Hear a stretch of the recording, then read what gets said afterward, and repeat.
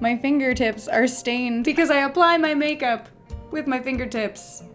And, whew, that pigment is not messing around. Hello, Kindred! I was feeling inspired by this comic to go over some absolute train wreck behavior that is not only prominently featured in one of our favorite webtoons here on the Curiosity channel, but that you will encounter in your daily life. And we're also going to touch on ways to avoid and or protect yourself from those behaviors. My name is Kiri Callaghan, and today we're going to talk about this jerk and the guy who reminds him of himself.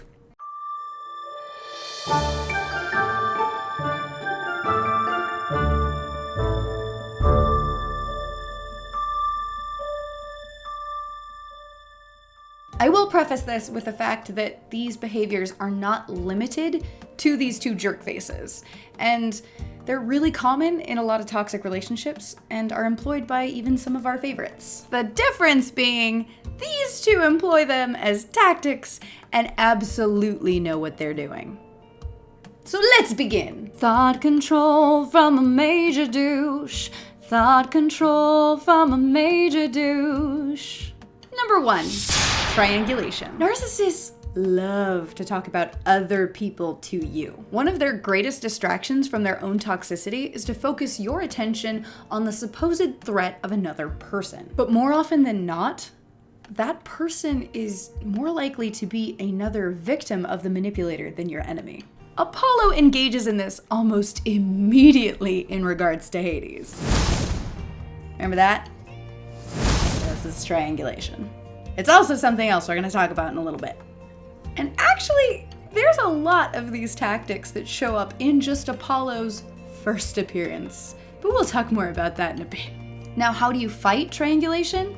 Open and clear communication is your greatest weapon. If you find someone is telling you all the time that so-and-so is talking crap about you, reach out to that person. Or if you can, talk to everyone involved. And while narcissists will try to argue, no, we can't do that because then they'll know and it'll be like it's supposed to be like this great espionage, when really, if you all got together and cleared the air, you could probably figure out what is either A, a miscommunication, or root out the narcissist who doesn't want you to know they're manipulating probably both of you. I realize I say language check-in a lot, and if I need to further go into that, I will, but essentially it is just making sure that your words or how you convey something is being taken in the way you intend it, because despite the fact that we all might speak the same language, we don't speak the same language. For instance, if someone texts okay, that's just okay. If someone puts okay period, that person is mad at me. To me. Now, some people will think that's completely crazy and they'll be like, I just do punctuation like that. And that's totally fine. But if I don't check in with them, that's what my brain will go, oh gosh, somehow I've made them mad. And obviously there's different versions. That's for text because text is nuanced in itself and it's a whole different beast, but you get the general idea. And I'm kind of rambling about this, but I had a few people ask in the last video when I talked about this regarding language check-ins, and I'm kind of rambling and I'm sorry about that, but I had people ask in my last video what a language check-in was, so I felt the need to say it in a video so that people would know, and maybe we'll make a video down the line where we talk about how to do a language check-in. Point being, while one-on-one conversations are great, when it involves multiple people's stories, it can become a dangerous game of telephone. Narcissists will feed on this because when not all parties are accounted for, it's really easy to say, they misunderstood me, or even start attacking the other person's credibility and integrity and play the victim. Because as we saw in that comic between Hera and Zeus, there are a few things quite as terrifying as a narcissist realizing they've lost their ability to manipulate you. Number 2, aggressive jokes. It's never the humor, it's the hidden intention of that cutting joke. They're usually abrasive in nature and leave you with an uncomfortable feeling in your gut, or they just outright embarrass you. They're always comments to take a dig at you or someone else, or in this case, both. And when you try to confront them, they will claim you have no sense of humor. Here's my own personal weapon in regards to this. Sass. When people make that passive-aggressive dig at you, call them out on it. And when they ask, why can't you take a joke? My loves, just simply look at them and say, when you make one, I will. Benevolent sass to the people, my friends. Don't let the haters get you down. Number 3, devaluation. You ever have that friend or even partner who would tell you that all their exes are crazy? Big red flag. If this is coming from your current partner, or even from a colleague about the person who formerly held your position, over time you'll likely find the same behavior will be applied to you. More and more, you'll be compared to this person that you've heard so many negative things about again and again and again. And through your own mind's association, you're gonna start thinking, oh my gosh, am I crazy / unprofessional / unreasonable? No, you are not. And they will do this without them actually calling you any of those things, because in your head you associate this person they have been talking about with these qualities. So all they have to do is say, you're such a so-and-so, or you reminded me just of so-and-so in that moment. And immediately that's where your brain goes, because they've hacked it. Unfortunately, the best way to fight this is to be wary of people who talk about others like that. And be wary of the fact that if they speak about someone else that way, potentially that will translate into the way that they will treat you in the future.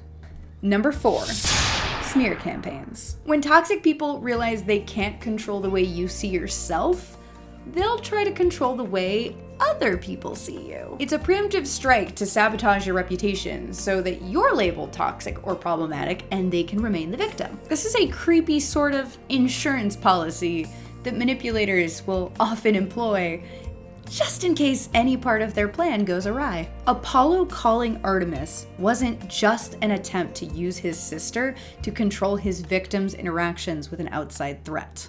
It was also purposefully harming Persephone's reputation so that if and when the truth does come out, he's already started to smudge her name and credibility. If he paints her as someone who's not taking her vow of chastity seriously, then he can completely throw that whole idea of him assaulting her off. I'm gonna sound like a broken record, but honestly, the best way to deal with this is clear and open communication about who you are. Don't try to go on the offensive with smear campaigns of your own. It never ends well. And unfortunately, as frustrating as it will be, trust me, I know, your character will speak for itself. Number 5, generalizations. Specificity is often the narcissist's natural enemy. We often think of narcissists as extremely clever and calculating, but many are actually incredibly intellectually lazy. Rather than taking the time to consider a different point of view or nuances, they latch onto one thing you've said and then twist it into blanket statements. Like consistently referring to a vision as a hunch or a feeling.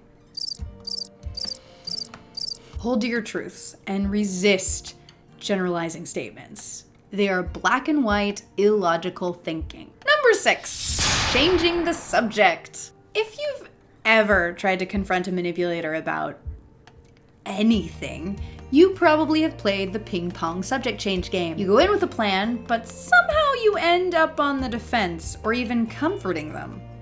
Narcissists don't want to be held accountable for anything, even if you got them dead to rights. And if they can make you feel like you're the problem, they will. The only way to really counteract this is to be a broken record. Make them stick to the subject. So, good on you, Hera. You really put up the fight. Which brings me to number 7, moving the goalposts. Moving the goalposts is a logical fallacy used to ensure that they have every reason to remain dissatisfied with you. Even if you provide all the evidence in the world to validate your argument, or take action to meet their request, they will demand more proof or set a new expectation, constantly demanding you prove yourself. My best advice to you is simply don't play the game. Know that you are enough and you don't deserve to be constantly made to feel deficient or unworthy. You are valid. Number 8, projection. Ooh, we can all fall into this pitfall if we're not ready to be as in tune with our feelings as we might need to be. But manipulators do this on purpose. Instead of owning up to their own behavior, because remember, narcissists don't like accountability, they project those reasons onto you. Or even accuse you of their own actions or tactics. And that's always fun. You're the problem. You're the one not communicating. You're the reason this happened, not me. You did this. Apollo and Zeus, when confronted, have both employed these tactics to shift blame on their victims. Your best defense against this is to avoid projection yourself. When you're especially empathetic, you tend to project your own sense of morality and compassion onto toxic people, giving them a benefit of the doubt they sure as heck did not earn. I am very guilty of falling into this trap. It's bitten me and some loved ones in the butt. A lot. I'm working up. Number 9, gaslighting. Possibly one of the most insidious forms of manipulation and certainly a headliner in a lot of toxic relationships. Because gaslighting distorts your own sense of reality. Exposed to enough gaslighting, you start to lose your ability to trust your own judgment. Gaslighting is the direct and vehement denial of your experience and the events as they happened. It's often accompanied with words like, "You're misremembering," or "That's not what happened," or "You sound crazy right now." Because most people, when they're told with absolute confidence, "That's not what happened," will take a moment to check in and be like, "Am I misremembering?" And that moment of completely natural hesitation is all the pause a narcissist needs to really hammer home that it's you who are the problem, bringing in their lovely Rolodex of abuse that we just talked about. Your best defense against gaslighting is to ground yourself in your own reality. Write it down.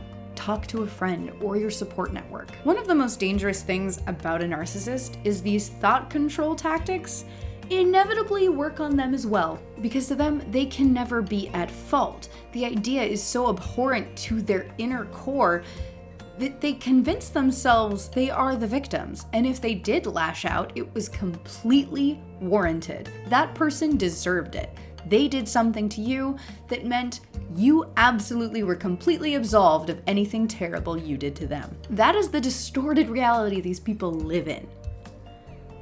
I don't know what the future of Apollo or Zeus is going to be in the comic, but unless some major changes happen, whatever retribution comes, I'm sure they're going to see themselves as the victim and not actually be able to understand karma's going to bite them in the butt so hard and they will have absolutely deserved it. But the frustrating thing is, most of the time, narcissists simply won't get it. And it sucks because it's very unsatisfying. It feels like you should be able to put them in that space, but you can't. And expecting them to come around to your line of thinking and realize, oh goodness, I did something terrible to you, you're gonna be waiting a long time. I can say that your character will speak for itself. Surround yourself with loving people. If you've run into one of these toxic people, you don't need to keep them around. I don't care if they're a family member or if you've known this person for years. It's a lesson I really struggle with, to be honest. But you don't owe anyone a space in your life, especially when they've done nothing but harm and poison it. Take care of you and the people around you. A very difficult pill to swallow that I've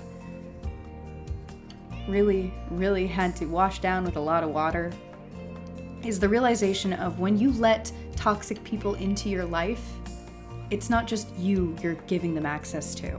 It's not just you taking that abuse. It's everyone around you. Artemis, I really hope you see your brother for exactly what he is. And I hope it's soon. Otherwise, he's going to continue to poison everyone around you. Quick! I need something happy. Mr. Schmoopers. Mr. Schmoopers. If you enjoyed this video and would like to see more like it, please don't hesitate to like, subscribe, and comment below with your own thoughts about this subject. How do you deal with toxic people? And how do you walk the line of keeping yourself and the people you love protected, but not getting jaded? If you liked this video, please tell me with a thumbs up and a subscribe, and share it around if you think it was helpful. And if you like the general cut of my gibberish, you can join me on my Patreon. Keep on the windy side of care, kindred, and until next time, stay curious.